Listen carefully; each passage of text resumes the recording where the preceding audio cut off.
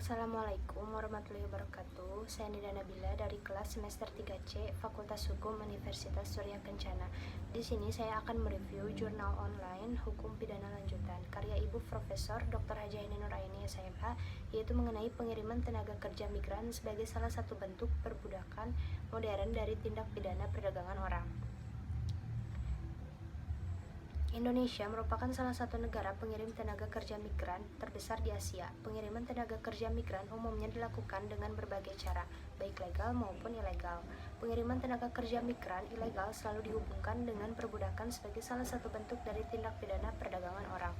Tindak pidana perdagangan orang dapat terjadi dalam berbagai bentuk, namun biasanya bertujuan untuk mengeksploitasi korban guna mendapatkan keuntungan, sekalipun berbagai rencana strategis dalam upaya penanggulangan sudah direncanakan dan dilaksanakan, namun realita dalam masyarakat masih banyak kendala yang dihadapi dalam pencegahan tindak pidana perdagangan orang dengan modus pengiriman tenaga kerja migran. Oleh karena itu diperlukan kerjasama dan sinergitas antara semua komponen dalam masyarakat, aparat penegak hukum, dan pemerintah. Lalu, secara historis, perbudakan telah berkembang secara beberapa ribu tahun yang lalu, yang diawali dengan adanya penaklukan atas suatu kelompok oleh kelompok lainnya.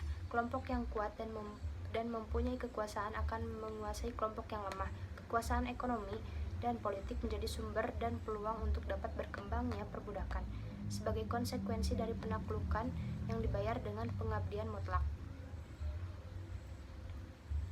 Beberapa kasus perdagangan orang dari berbagai daerah di Indonesia yang paling banyak adalah eksploitasi terhadap buruh migran, eksploitasi seksual, kawin kontrak, dan pemalsuan dokumen, serta kasus yang paling mutakhir adalah penculikan untuk transplantasi organ tubuh. Bentuk-bentuk eksploitasi perdagangan orang tersebut umumnya bermuara dari perjeratan hutang.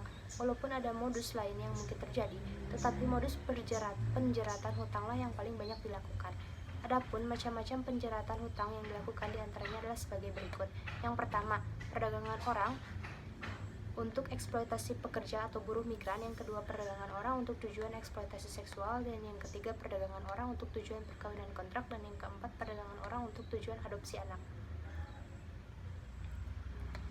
Pada umumnya, korban biasanya bekerja sebagai pembantu rumah tangga, penari penghibur dan pertukaran budaya terutama di luar negeri, pengantin pesanan terutama di luar negeri, beberapa bentuk buruh atau pekerja anak, pekerja seks komersial dan eksploitasi seks, penjualan bayi melalui perkawinan palsu atau kawin kontrak, dan yang ketujuh, bentuk lain dari kerja migran.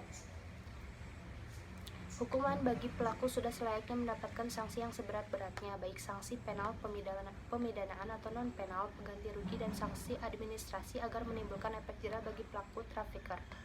Oleh karena itu, upaya yang dapat dilakukan ke depan untuk pencegahan human trafficking adalah penyadaran masyarakat untuk mencegah trafficking melalui sosialisasi kepada berbagai kalangan, dan yang kedua, memperluas peluang kerja melalui pelatihan keterampilan kewirausahaan, pemberdayaan ekonomi, dan lain-lain. Dan yang ketiga, peningkatan partisipasi pendidikan anak-anak baik formal maupun informal.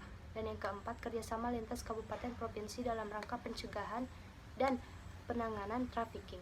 Sekian yang dapat saya sampaikan. Mohon maaf apabila ada kekurangan. Wassalamualaikum warahmatullahi wabarakatuh.